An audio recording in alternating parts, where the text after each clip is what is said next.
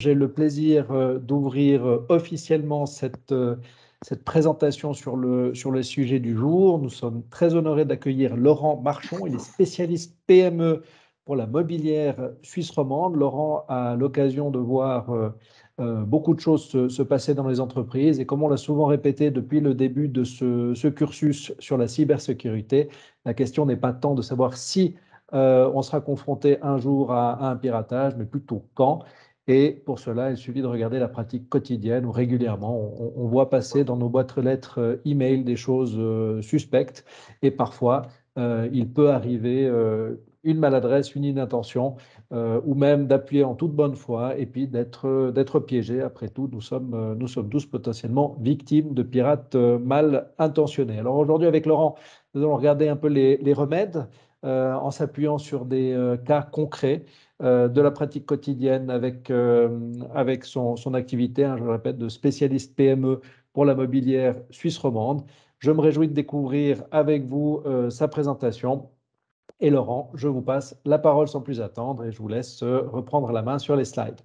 On se retrouve à midi 15 pour le Q&A. Si vous n'avez pas d'intervention, n'hésitez pas à les faire en activant vos micros et à poser vos questions directement à Laurent. Merci beaucoup, à tout à l'heure. Merci, Monsieur Riesen. Bonjour à tout le monde. Je suis ravi d'être là avec vous pendant ce webinaire.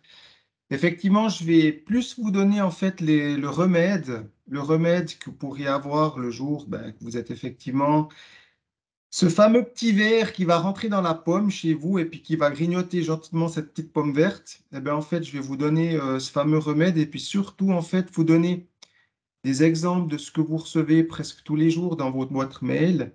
Et tout à la fin, je vais en fait vous présenter deux cas concrets qui se sont déroulés chez nous à la Mobilière. Vous verrez, c'est des cas assez fous. On va même se dire des fois, comment est-ce que c'est possible? Mais oui, et pourtant, c'est la réalité des choses. Et puis, on a surtout le sujet de pouvoir en discuter puis de pouvoir échanger. Comme l'a dit M. Riesen, j'aimerais bien que ce webinaire, ce ne soit pas un monologue, donc pas uniquement de mon côté de pouvoir vous présenter en fait ce que j'ai envie de vous montrer là, mais vous aussi, sans autre, vous pouvez y participer et puis m'interrompre en tout temps, soit par le biais du chat, soit directement via le micro que vous pourrez ouvrir et puis comme ça me permettra effectivement de pouvoir répondre à vos questions. Voilà, alors si vous êtes d'accord, on commence. Et puis, je vais vous présenter tout d'abord une statistique. Ce sera la seule que vous allez avoir pendant ma présentation. Il faut juste savoir qu'aujourd'hui, sur les sinistres qu'on a à la Mobilière ou dans le restant de la Suisse, 95% de ces sinistres, elles viennent en fait du facteur humain. C'est nous, malheureusement, avec nos petites mains, on pèse sur le petit bouton qu'il ne faut pas, que ça soit sur notre clavier de l'ordinateur, mais que ça soit également sur notre smartphone, en fait. Parce qu'aujourd'hui, les pirates, que ça soit un ordinateur ou un smartphone, ils interagissent de tous les côtés. On est stressé, on ne regarde pas forcément ce qui nous arrive, on est en train de discuter avec quelqu'un et voilà, c'est trop tard dès qu'on appuie sur le bouton. Alors, il peut des fois rien se passer, mais il arrive aussi des fois, en fait, que la personne que vous êtes en train d'enregistrer ou bien que vous êtes en train de voir ou bien que vous êtes en train d'échanger, il est en train de travailler gentiment à l'arrière-plan de votre ordinateur ou votre smartphone et puis vous constatez pas que effectivement lui il est déjà en train de paramétrer tout ce qu'il a besoin pour le futur jusqu'à ce qu'il vous bloque complètement. Cette statistique, je vois que j'ai plus la main mise sur mon PowerPoint et c'est bien juste. Chez nous, ça bouge, Monsieur Marchon. Oui, Ah, parce ok, que d'accord. là, je me suis permis d'intervenir puisqu'on ne voyait pas vos slides. Ah, ok. Alors, je me suis Est-ce que cette permis de fois, vous les reprendre la main voyez? sur la présentation. Mais si je pense que c'est mieux si c'est vous qui la maîtrisez. Pourtant, j'ai fait Euh, reprendre. d'accord, alors attendez, j'arrête le partage. Voilà, je vous laisse essayer peut-être de nouveau. Alors, on va tout de suite essayer ça.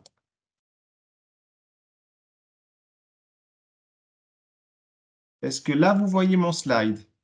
Maintenant, c'est bon, ouais, tout à fait. Ok, puis je peux le bouger moi-même. Donc, c'est pas fait. Je ne suis pas fait pirater encore. Alors, première statistique.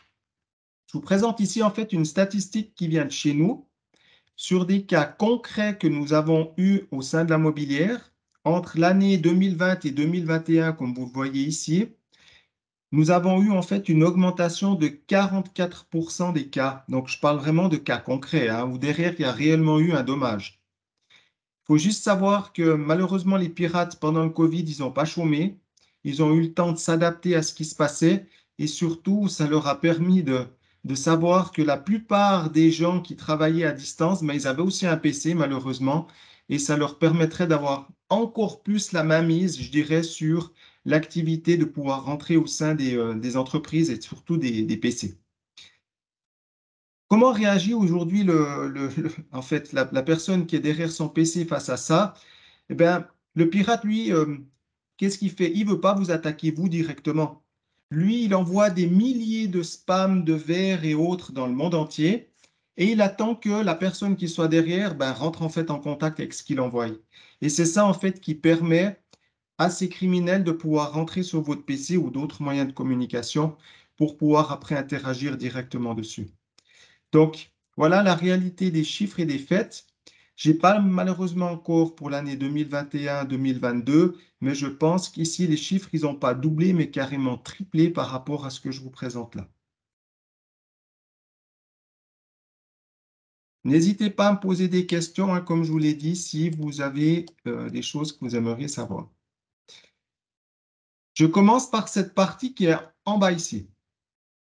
Vous voyez que c'est marqué assistance IT. En fait, nous, on va travailler de quinconce avec votre partenaire informatique pour que lui puisse déjà faire en fait les premiers pas sur ce qui se passe sur votre bécane. Il n'y aura peut-être pas qu'une attaque cyber, il y aura peut-être un problème technique qui est lié à votre informatique. C'est peut-être votre serveur qui ne répond plus. C'est peut-être la communication via Swisscom, Sunrise ou autre qui ne fonctionne plus. Et là, pour nous, c'est déjà de déterminer est-ce que derrière, c'est un problème technique que vous avez ou plutôt est-ce que c'est un problème lié à une cyberattaque. Et ça, en fait, toute la partie technique que vous pourriez avoir, on peut déjà la couvrir par le biais d'une couverture d'assurance. Et lui, il va déjà nous mettre en relation avec ça pour savoir d'où vient le problème. Si réellement c'est une cyberattaque, on va travailler en fait avec lui pour voir si lui peut déjà mettre en place le plan d'urgence. Par exemple, isoler un ordinateur, couper les câbles, donc enlever les câbles, voir au niveau du serveur si lui aussi il est touché. Et là, lui va nous donner toutes ces informations. Nous, en fait, on va le mandater pour qu'après on puisse aussi le régler en fait par rapport à son travail qu'il a fait. S'il n'arrive pas, on va travailler avec une maison spécialisée pour les cyberattaques, je vais vous montrer après. Une pour la Suisse romande, une pour la Suisse alémanique. Et c'est avec eux, en fait, et votre partenaire informatique, voire même au sein de votre entreprise, si vous avez une personne qui s'occupe de toute la partie informatique, de pouvoir avoir une relation directement avec eux pour pouvoir interagir directement sur le service. Je vais revenir après à cette partie que vous avez ici, mais je vais commencer ici dans les couvertures. À la mobilière, on couvre tous les cas de cyberattaque, sans exception. Le premier but, comme je vous ai dit, c'est de pouvoir gérer la crise, c'est-à-dire de pouvoir isoler la partie qui a été contaminée. Et là, on va donner tout le service que vous pouvez avoir derrière, du style mettre en place un service de téléphone, par exemple, répondre à vos clients avec qui vous n'allez plus pouvoir forcément avoir un dialogue au niveau de l'informatique. Peut-être donner des coups de téléphone, peut-être mettre en attente ceux qui viennent de l'extérieur, qui vont prendre contact avec vous. Tout ceci, en fait, cette gestion de la crise, elle est prise en charge par la mobilière. On va aussi mettre en place une cellule de crise, d'accord? On va peut-être aussi devoir directement installer des PC qui pourraient fonctionner par exemple au sein de votre entreprise qui ne sont pas contaminés. Et on va peut-être aussi interagir avec ces PC-là pour pouvoir aussi créer un lien vers l'extérieur. On vous couvre au sein de cette couverture que je vous présente ici. Moi, je la résume, hein. Je ne dis pas tout ce qu'il y a dedans, mais je la résume pour vous expliquer tout ce que vous voyez ici sur ce dia. Il n'y a pas que cet aspect-là qui est lié, en fait, de pouvoir répondre à la clientèle. C'est surtout aussi le fait de pouvoir interagir, comme j'ai dit, avec l'extérieur. Parce que vous êtes coupé du monde. Tout est noir, il n'y a plus rien qui fonctionne. Et là, on va mettre aussi en place, en fait, une relation avec l'autre personne qui est au bout. Parce que vous êtes touché, mais peut-être qu'un tiers est aussi touché à cause de vous. Le simple fait d'envoyer un mail contaminé à un tiers, vous êtes touché et ce tiers est touché, on va aussi gérer ce tiers. Et ce tiers, il peut se trouver à l'autre bout du monde, pas qu'en Suisse. On couvre aussi tout ce qui est lié au chantage. Si vous arrivez et puis qu'on vous demande des bitcoins ou des dollars ou une rançon, on va pouvoir gérer aussi ça. C'est-à-dire que nous, on va négocier avec ce partenaire, ce criminel qui est en face, pour pouvoir, peut-être si vous demandez des bitcoins, ben vous aider à transformer des francs suisses en bitcoins. On va pouvoir aussi peut-être négocier avec lui pour pouvoir baisser en fait ce chantage qu'il vous demande, cette fameuse rançon. On va peut-être aussi devoir négocier avec sa hiérarchie parce qu'en fait, c'est comme une PME, il y a une hiérarchie et puis on peut discuter avec cette hiérarchie. Ce que nous, on ne fait pas au sein de la mobilière, c'est de payer la rançon que vous aimeriez payer. Nous, on a préféré en fait prendre plus de temps, plus d'argent pour pouvoir enlever en fait ce qu'on vous demande. Parce qu'on a constaté que de payer une rançon, certes, ça peut aller très vite. On vous donne le pass et ça va assez vite des fois. Par contre, on s'est aussi rendu compte que le fait de payer une fois, on peut payer une deuxième fois et on peut payer une troisième fois. La personne qui est derrière, elle n'est pas bête non plus. Donc nous, on préfère enlever ce que vous avez reçu pour éviter que ça revienne. Au sein de la mobilière, on a pris cette éthique de dire qu'on ne veut pas favoriser un système criminel. Et ça, c'est aussi l'éthique de la mobilière par rapport à nos clients. Moi, quand je discute ça avec nos clients, il y a certains qui me disent, mais pourquoi est-ce que vous ne le faites pas? La concurrence le fait. Puis il y en a d'autres qui me disent que, effectivement, vous avez raison, parce que moi, si vous faites ce genre de choses, c'est sûr que je ne reste pas à la mobilière. Donc, on gère le tout. Par contre, on ne va pas payer la rançon. On va prendre aussi chez nous une perte d'exploitation. Vous la voyez ici. Cette perte d'exploitation que vous allez devoir nous donner, en fait, elle sera gérée sous forme d'indemnité journalière. Nous, on s'engage dans un délai de 12 heures à nettoyer votre système. Si on n'arrive pas dans ce délai de 12 heures, en fait, vous pourriez subir une perte d'exploitation. Il faut vous imaginer une entreprise qui, elle, a une entreprise de production. Elle envoie ces informations à la machine, la CNC, qui va tourner derrière pour, en fait, rendre un produit. Elle peut être aussi arrêtée. Et là, il y a des dommages qui pourraient être très importants parce que l'entreprise, elle ne tourne plus. Alors, cette perte d'exploitation, elle est donnée sous forme d'indemnité journalière. Et là, on regarde avec vous et puis votre fiduciaire sur la perte réelle que vous avez. Il arrive souvent que derrière, vous n'avez aucune perte d'exploitation parce qu'en fait, on arrive à trouver aussi un moyen. Donc, je répète, 12 heures. Dès ce délai de 12 heures, on peut intervenir avec une perte d'exploitation. On a des assurances complémentaires. C'est tout ce qui est l'e-banking. Je vous donne 2-3 exemples. Aujourd'hui, vous avez des comptes bancaires, vous avez des comptes postaux, vous faites vos salaires, vous allez acheter des produits aussi sur le net, vous échangez avec vos partenaires et vos clients. Si un pirate rentre sur votre système et puis lui va arriver faire des malversations d'argent, c'est-à-dire qu'au lieu que ça parte sur le compte qu'il faut par rapport à votre employé, par exemple, ça part sur le compte de cette entreprise qui pirate votre site.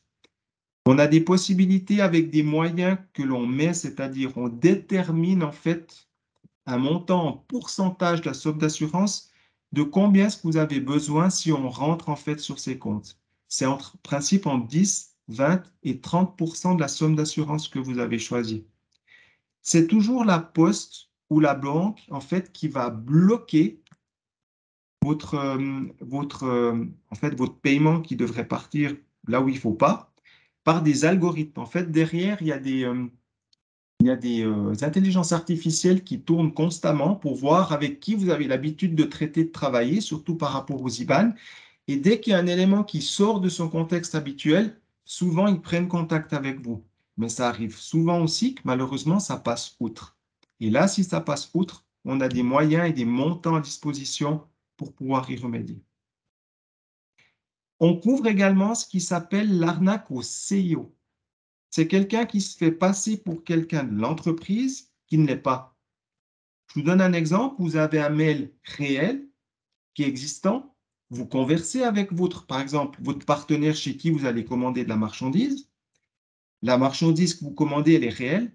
Malheureusement, vous ne voyez pas en bas que l'IBAN, il y a quelques chiffres qui ont changé et ça part sur le compte qu'il ne faut pas. Votre client vous téléphone à 2 jours après en vous disant « Je suis désolé, mais j'ai toujours pas reçu l'argent alors que la marchandise, tu l'as chez toi depuis 10 jours. » Donc, ça aussi, c'est des éléments qu'on peut couvrir. On couvre également une protection juridique. C'est ce point que vous avez ici. Par exemple, pour des images où derrière, il y a des droits d'auteur. Par exemple, pour des textes que vous auriez mis sur votre site Internet et derrière, il y a aussi des images et des sécurités qui ont été faites par rapport à des droits derrière. Et là, si on vous accuse de plagiat ou de prendre une image à leur insu, on va vous défendre contre les prétentions justifiées comme injustifiées.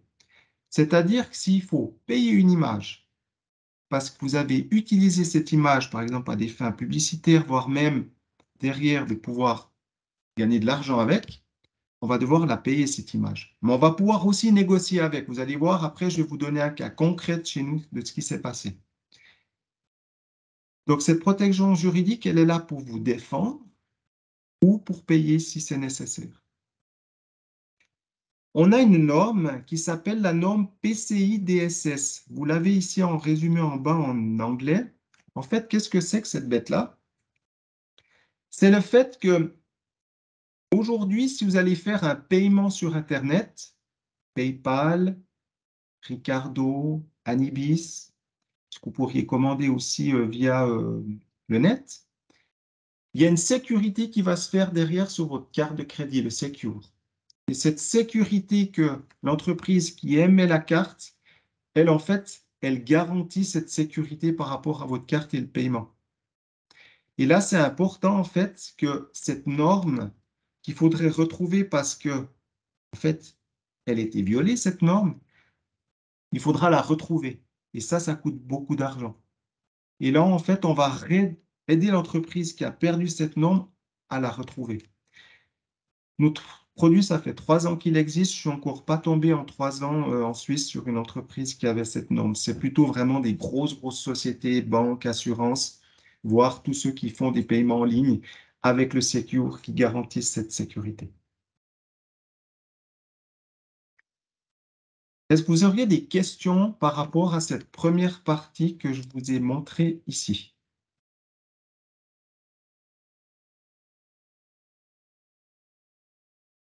Toujours rien. Vous êtes timide, pas très bavard, ou bien est-ce que pour vous, tout est clair jusqu'à présent?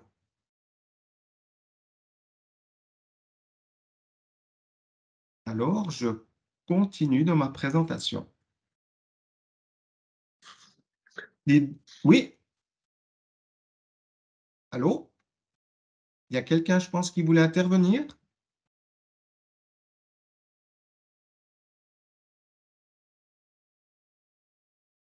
Il y a quelqu'un qui veut intervenir? Je continue.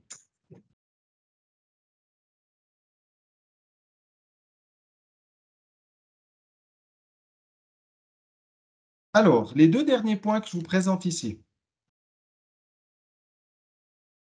À la mobilière, on a la possibilité, en fait, de tester votre entreprise. Ce test, il fait de 3 manières.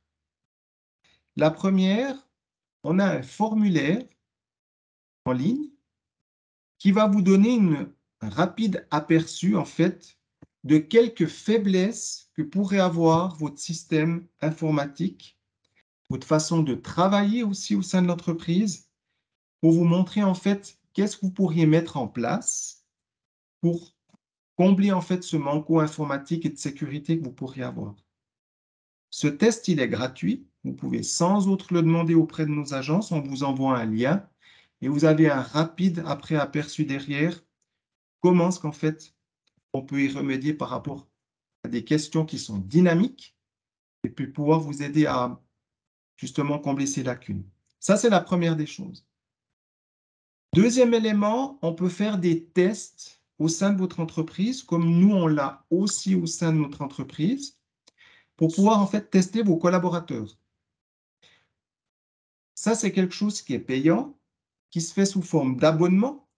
Et là, en fait, nous, on va préparer votre entreprise à ces tests en lançant des attaques, en lançant des mails, en voyant comment est-ce que va réagir votre personnel par rapport à certaines indications qu'ils vont recevoir. Et là, après, là-dessus, on vous fait un feedback par rapport à ce que nous, on a constaté. Et le dernier point, il n'y a que nous qui faisons ça en Suisse. Ça s'appelle une Redbox. C'est similaire à votre Bluewind TV ou autre par rapport à la box. C'est une petite boîte qu'on va installer auprès de au sein de votre informatique vers le serveur, qui, elle, en fait, elle va analyser tout ce qui rentre et qui sort au niveau informatique de votre société. Elle ne va pas aller analyser, qu'on soit bien d'accord, les informations confidentielles de votre société, c'est-à-dire les comptes en banque, les salaires et autres. C'est vraiment toujours ce qui rentre et qui sort de votre boîte mail, de ce que peut envoyer votre collaborateur, de ce que vous pouvez recevoir de l'extérieur. Et là, sous forme d'abonnement, en fait, vous avez un compte rendu qui vient par jour, par semaine, par mois, par année. C'est vous qui décidez pour voir où sont les failles et qu'est-ce que vous avez reçu qui pourrait être péjorant pour votre entreprise liée à l'informatique. Donc, ces trois services, on les offre auprès de la mobilière. Et là, vous pouvez sans autre prendre contact directement avec nos agents généraux sur le Valais ou ailleurs pour avoir ces informations.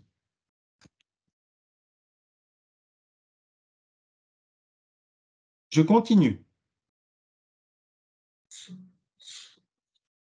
Pour pouvoir souscrire la partie cyber, il nous faut 3 éléments. La première, que vous fassiez au moins une sauvegarde par semaine. La seule chose, cette sauvegarde que vous faites, vous devez la faire hors de l'aire de l'entreprise. Ce qui est logique, si vous brûlez, il ne faudrait pas qu'elle parte en fumée. Ou s'il y a un problème, qu'on puisse toujours aussi la récupérer au sein de votre entreprise, celle à l'extérieur. Donc, une sauvegarde par semaine. On ne dit pas où, on ne dit pas comment. Il faudrait que vous ayez un logiciel antivirus professionnel qui se mette automatiquement à jour. Donc, pas que vous le repoussez d'un jour, d'une semaine, d'un mois, d'une année. Et le dernier point, que vous ayez des programmes informatiques à jour. Si vous travaillez sur Microsoft, que vous ayez les patchs de sécurité de Microsoft. Et si vous travaillez sur Mac, vous ayez toujours un iOS qui vous permet d'avoir aussi les patchs de sécurité. Un Maverick ou un Windows XP, vous n'avez plus de patchs de sécurité.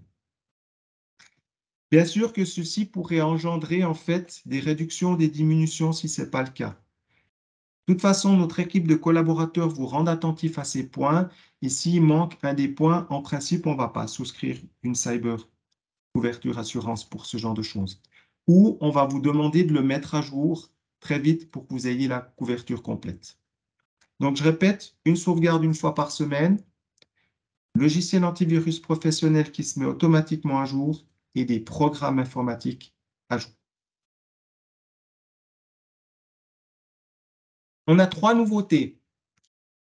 La première nouveauté, on couvre le piratage téléphonique. Vous êtes tous avec des smartphones d'entreprise, des fois. Et sur ce piratage, en fait, on peut usurper vos identités liées au code téléphone et on peut faire des téléphones avec. Le deuxième point, les frais de goodwill pour les entreprises qui délivrent des bons ou des réductions. Ces bons, des fois, ils sont numériques. On a une traçabilité sur un ordinateur. Si on ne l'a plus, on va pouvoir aussi indemniser ces rabais, voire les refaire si c'est nécessaire. Et puis, on a des frais d'urgence. Ces frais d'urgence, c'est le cas typique. Ça arrive un soir, votre responsable informatique, peut-être de l'entreprise, n'est pas là. Le partenaire avec lequel vous travaillez, il n'est peut-être pas là. Eh bien, il va peut-être falloir tout de suite faire des frais via la mobilière pour pouvoir tout de suite stopper l'ordinateur qui est contaminé, par exemple. Et ces frais d'urgence que vous pourriez avoir, en fait, on les prend pour autant que ça soit dans un délai correct, que vous nous annonciez aussi le cas derrière.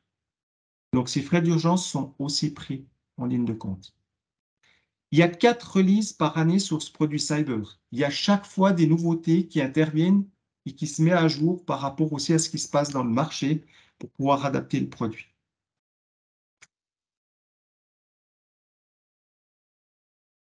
Nos 2 partenaires.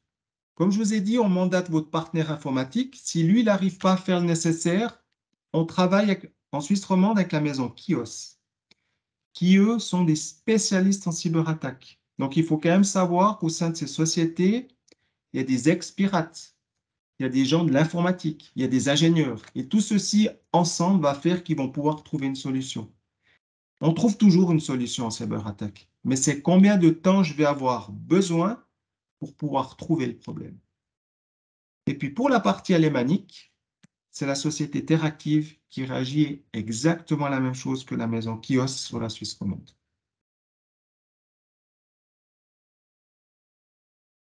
Je vous présente maintenant des cas de sinistres. Tout d'abord, quelques cas de sinistres, je dirais, qui se passent tous les jours dans votre boîte mail. Votre boîte mail, qu'elle soit privée ou professionnelle, ça arrive exactement la même chose. Vous voyez ici, en fait, des éléments qui sont connus. Confédération suisse. On voit ici Amazon, PayPal, une banque, la Raiffeisen, le Visa, le Secure que je vous ai parlé après. Ou on vous demande tout simplement de cliquer dessus assez urgemment parce qu'en fait, on a besoin d'informations. Les logos sont bien faits, ils ressemblent beaucoup à la réalité. Malheureusement, dès que vous allez cliquer là, c'est trop tard. La même chose pour ces éléments qui sont ici. Et trop tard veut dire que sur le moment, peut-être que vous n'allez rien remarquer. Pourquoi? Lui va se mettre en veille derrière et il va analyser tout ce qui se passe sur votre PC, votre smartphone ou un autre média. C'est ce qui s'est passé par exemple à la commune d'Aubonne. Pendant 6 mois, en fait, le pirate, il a examiné tout ce qui se passait dans la commune.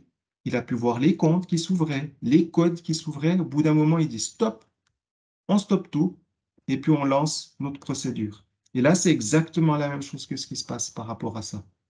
Je ne sais pas si vous vous souvenez, il y a 1 année ou 1 année et demie en arrière, on a presque tous reçu un WhatsApp pour gagner une montre Rolex. Malheureusement, le simple fait de cliquer sur ce lien que vous avez reçu dans le WhatsApp, il avait déjà pris en lien tous les contacts que vous aviez dans votre WhatsApp pour envoyer le même message. Alors ça joue encore, c'est peut-être pas trop grave. Par contre, ceux qui ont donné leur compte bancaire, parce qu'il y en a certains qui ont donné leur numéro de compte bancaire, en fait, c'était trop tard, parce que ceux-ci se sont vus retirer de l'argent. Et c'est la réalité des faits.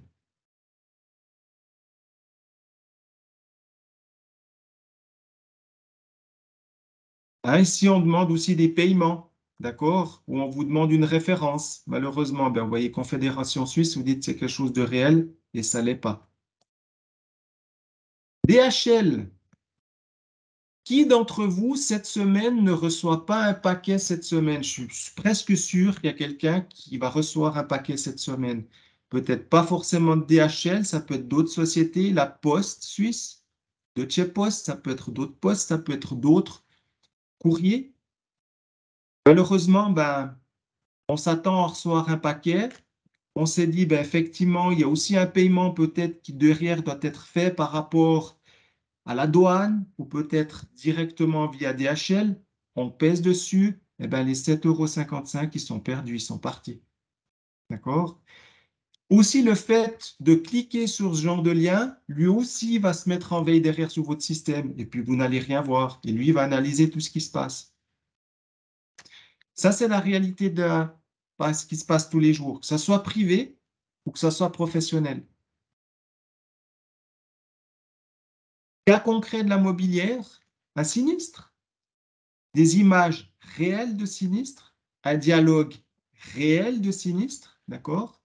Malheureusement, l'indemnité qu'on a dû verser, on vous l'a enlevé en bas, mais volontairement, il est parti sur le faux compte, parce que derrière, ce n'était pas la personne qui a eu le sinistre à qui on a versé le montant. C'est parti sur un pirate, un compte pirate.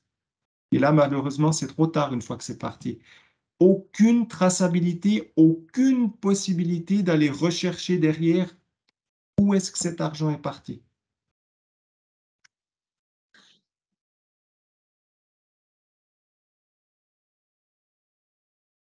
La même chose, tout ce qui est Word, Excel, mise à jour. hein, ou on a une version qui est trop vieille et puis on demande de l'activer.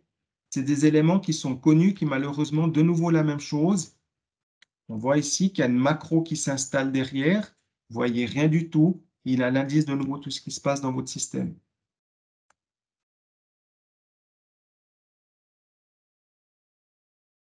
Voilà.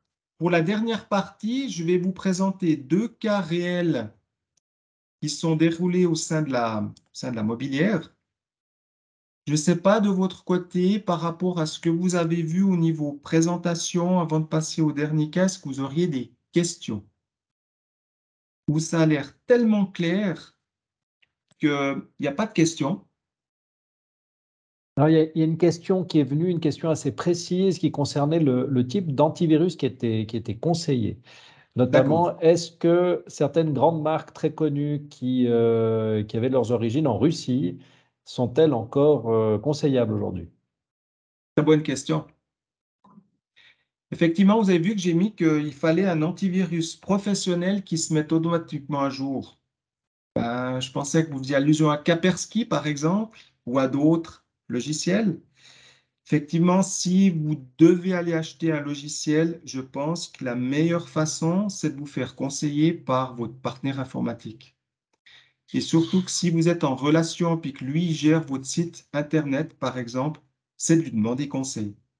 Aujourd'hui, même en Suisse, sur le Darknet, on a une simple petite possibilité. Si moi, aujourd'hui, je veux aller faire de la piraterie informatique, je vais là-dessus et je peux commander un kit en ligne pour aller pirater mes voisins. Ça se fait. Ça coûte 200 francs, ça coûte 300 francs, ça coûte 400 francs et j'ai la possibilité de le faire même si je suis novice. Donc effectivement, faites attention si tout d'un coup vous devez aller acheter un programme informatique, vous soyez sûr de l'origine et puis que vous soyez sûr du lien que vous allez télécharger derrière parce qu'il peut faire beaucoup de dégâts. Mais en principe, ces logiciels antivirus professionnels qui sont mis en relation, ils sont assez bien sécurisés et vous êtes sûr que le lien que vous devez télécharger est aussi sécurisé. Voilà, je ne sais Merci pas si j'ai beaucoup. répondu à la question, mais là, je pense que c'est plus une question de conseil que vous devez avoir auprès de votre partenaire informatique. Est-ce qu'il y a d'autres questions? Bonjour, Vous monsieur pouvez Marchand. sans autre interagir directement en posant la question, il n'y a aucun problème.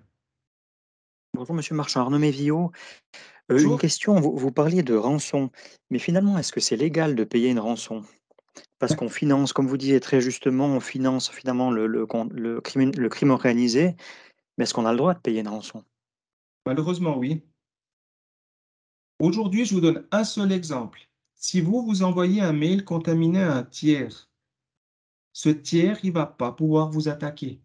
La loi en Suisse, elle n'est pas faite dans ce sens que si vous me donnez un mail à moi qui est contaminé, je ne vais pas pouvoir vous attaquer. Ça, c'est la réalité aujourd'hui. La loi, elle va changer et très certainement que nos conditions responsabilité civile entreprise vont aussi changer dans ce sens-là. Maintenant, pour répondre concrètement à votre question, oui, les rançons, on a le droit de les payer. Pourquoi? En fait, le droit, non, bien sûr qu'on n'a pas le droit de favoriser une entreprise criminelle. Mais de toute façon, vu que derrière, on n'a aucune traçabilité de savoir où est-ce que cet argent il est parti, c'est très difficile pour les autorités, pour la police et autres, vous mettre après vous la main mise là-dessus parce que vous avez payé une rançon à une entreprise à qui on ne devrait pas. Il ne faut pas oublier une chose, c'est que de payer la rançon, ça vous permet provisoirement de pouvoir débloquer votre système d'une façon très vite. Mais ce déblocage ne veut pas dire que derrière, il n'y a pas toujours un problème au sein de votre informatique. Et ça ne veut pas dire qu'il ne va pas devenir de nouveau à charge pour vous réclamer encore quelque chose. Et ça, nous, c'est quelque chose qu'on ne veut pas. Merci beaucoup. Je vous en prie. Une autre question?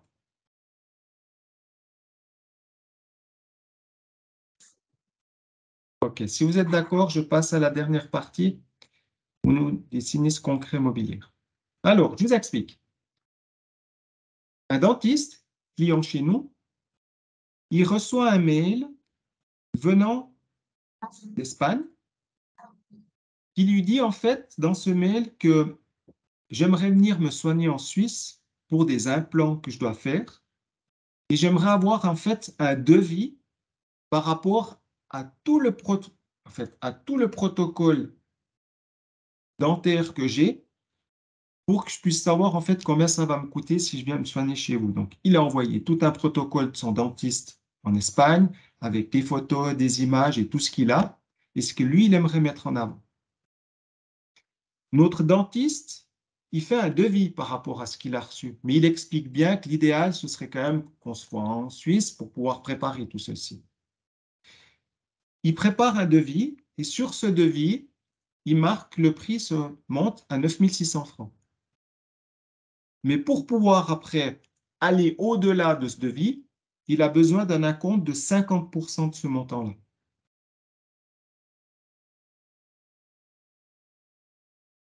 Le client qui est en Espagne, lui dit « Ok, pour moi, ça marche, je suis d'accord de rentrer dans ce processus, je vous verse en fait le montant. » Qu'est-ce qu'il fait en fait, ce client espagnol? Il ne verse pas le montant de 4 800 francs, mais il verse le montant de 9 600 francs, c'est-à-dire la totalité du montant.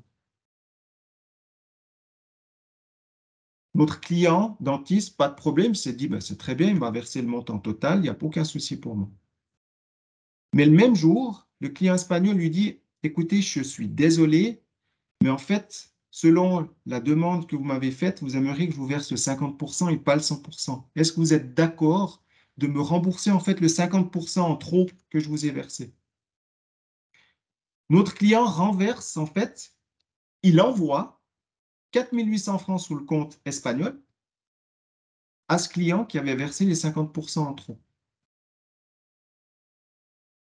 3 jours plus tard, notre client espagnol se dit, ben, écoutez, on est en pleine période de Covid et j'ai attrapé le Covid, malheureusement, je ne peux pas me déplacer. Donc, il y avait une date qui était finie, un rendez-vous qui était défini. Et suite à ça, ben, malheureusement, ben, le client ne peut pas venir en Suisse se faire soigner. Notre client, il dit, ben, OK, moi, je vous rembourse le montant payé de ces 50%. Notre client dentiste rembourse les 4 800 francs qu'il a reçus en trop.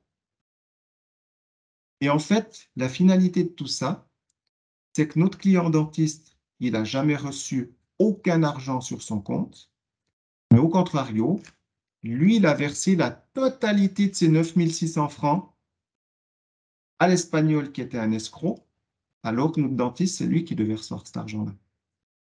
Alors, je vais juste vous expliquer un tout petit peu la procédure par rapport aux banques. Le processus, quand on verse de l'argent, il prend un petit peu de temps, malheureusement. Et notre client dentiste, vous imaginez bien que ce n'est pas le seul client. Il ne va pas chaque fois aller contrôler ses comptes pour savoir où est-ce qu'il en est. Alors bien sûr que là-dedans, il y a eu de la négligence de la part de notre client, mais surtout, il s'est fait vraiment rouler dans la farine. C'est que lui, il n'a rien vu du tout de ce qui se passait ici. Et il faut juste vous imaginer des clients espagnols comme celui que je viens de vous montrer ici. Mais il en existe des milliers dans le monde entier. Et surtout, cette personne qui a joué ce jeu-là en Suisse, il l'a fait auprès d'autres dentistes dans d'autres cantons et puis dans d'autres pays. Donc, cette personne qui était là derrière, bien sûr qu'elle s'est enrichie par rapport à tout ceci. Donc, quand je vous montre ça, ça a l'air tellement absurde qu'on se dit, mais c'est presque pas possible ce qui arrive là. Et bien, pourtant, c'est la réalité de ce qui s'est passé chez nous. Deuxième cas. Nous avons un client qui a un magasin hi-fi, un webshop, où il vend de l'électronique et de l'informatique. Et lui, il met ce câble que vous voyez là en ligne, parce qu'il vend ces câbles. Quelques jours plus tard, il reçoit par le biais d'un avocat une lettre qui lui dit qu'il réclame en fait des dommages et intérêts à hauteur de 10 000 francs par image que notre client a mis sur son site pour vendre ce produit. Parce qu'en fait, il a usurpé l'identité de ce câble où derrière, il y avait en fait un droit d'auteur. Et ce droit d'auteur, en fait, c'est le fabricant de ce câble qui le réclame à notre client qui vendait ce câble sur son site web. Il a engagé la mobilière par rapport à sa couverture. On a engagé la partie protection juridique que vous avez vue dans la couverture cyber, d'accord? Et là, en fait, on était défendre notre client et on a pu négocier en fait avec ce client. Vous voyez ici, en fait, qu'on a payé 1800 francs en tout, où il y avait 2 images, donc 200 francs chacune, ce qui fait 400 francs, plus des frais d'avocat à 1400 francs. Et on a remboursé, en fait, à cette entreprise qui était là derrière, 1800 francs, en sachant que là derrière, il n'y avait pas d'attaque liée à une cyberattaque, mais une couverture de médias que lui, il avait sur son site Internet via la couverture cyber.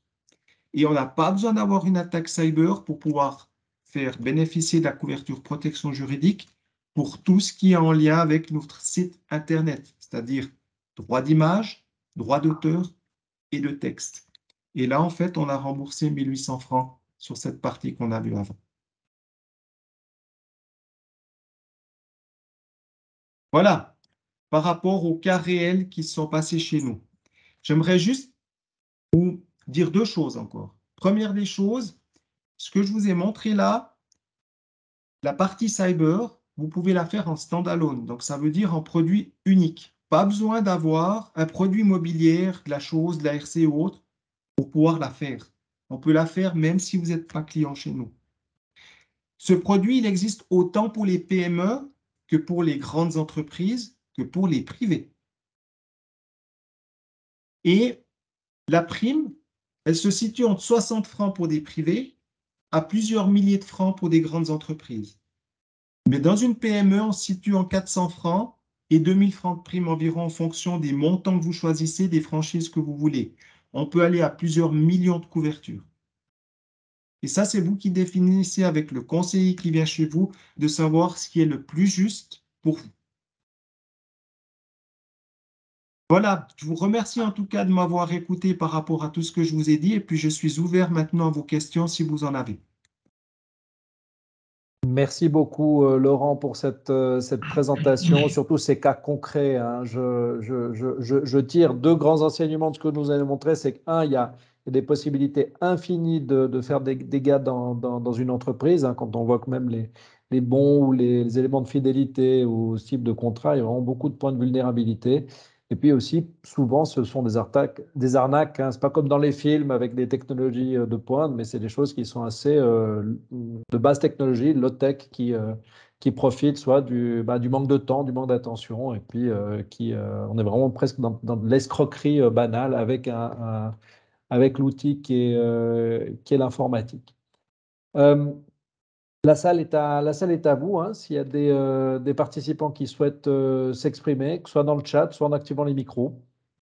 N'hésitez pas.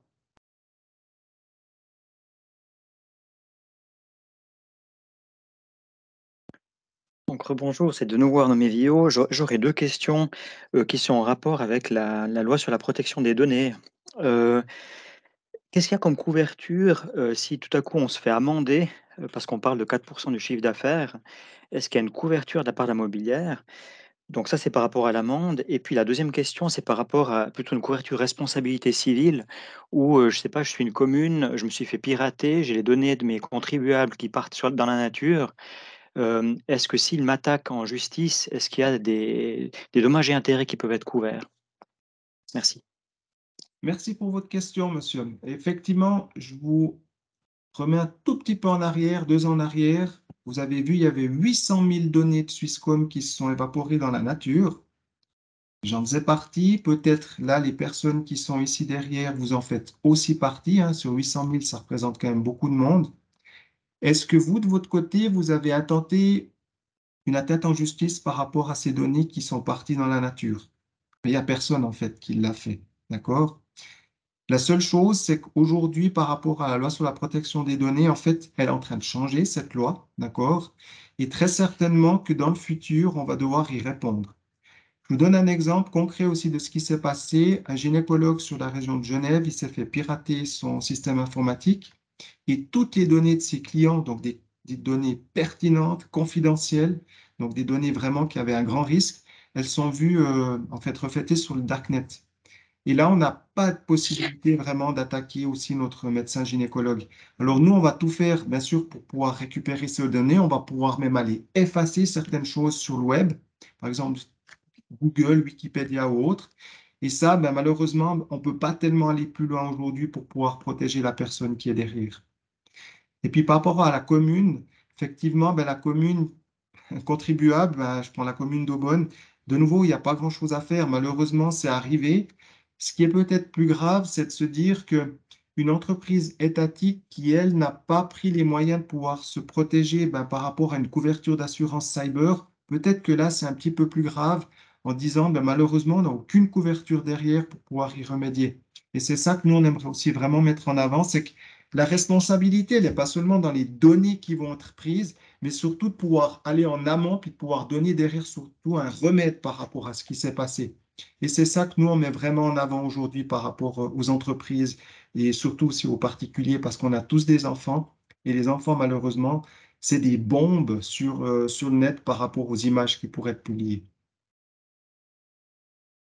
Est-ce que j'ai répondu à votre question? Donc pour être juste être sûr que j'ai bien compris, donc en fait, il n'y a pas de montant, que vous versez, il n'y a pas d'indemnité qui est versée pour Non, l'amende, jamais, jamais. ni Les responsable. amendes d'ordre, non, ne D'accord. sont jamais couvertes. Et puis en dommages et intérêts non plus.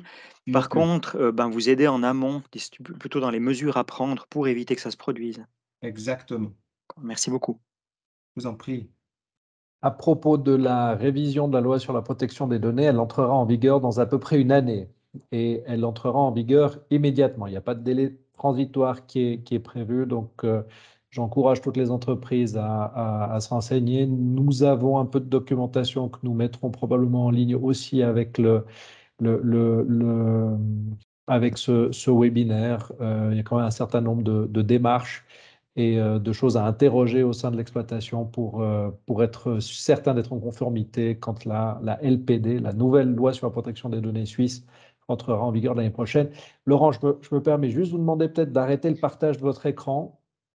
Alors, je le euh, fais tout de suite. Je vois qu'il y a encore une si, question, si jamais. si c'est plus nécessaire. Et Patrick Zigen. Patrick, à toi la parole. Merci, bonjour Patrick Siguen, je suis responsable de la sécurité des systèmes d'information à l'État du Valais. Ce n'est pas une question directement pour vous, malheureusement, c'est peut-être juste pour rebondir sur ce qui a été posé comme question. Juste au niveau des communes, la première chose, c'est que les communes valaisannes sont soumises à la LIBDA, c'est la loi sur la protection des données valaisanne, et pas à la LPD. Mais la LIBDA, c'est clair que c'est une déclinaison, si on veut, en quelque part de la LPD. Elle est aussi en cours de révision pour justement s'adapter à la future LPD. D'autre part, j'ai entendu parler de rançons. Sincèrement, pour une commune, ne payez pas les rançons parce qu'on vient d'en discuter dans le groupe de travail cybersécurité Valais qu'on a formé au sein de l'État du Valais. Le paiement d'une rançon par une commune est probablement hors la loi. Donc le président de commune qui paierait une rançon pour sa commune risque de se retrouver au trou. Donc faites vraiment extrêmement attention à ça et demandez un avis de droit avant de payer une rançon si vous êtes une commune. C'était juste pour préciser la chose. Merci Patrick, c'est des informations importantes et puis aussi très actuelles, hein. Merci de nous faire profiter de ces accès-là. Merci pour ces infos. Ça me permettra aussi de rebondir plus loin quand je présente aussi ce genre de produit. Merci. Je ne vois plus d'autres mains levées. N'hésitez pas.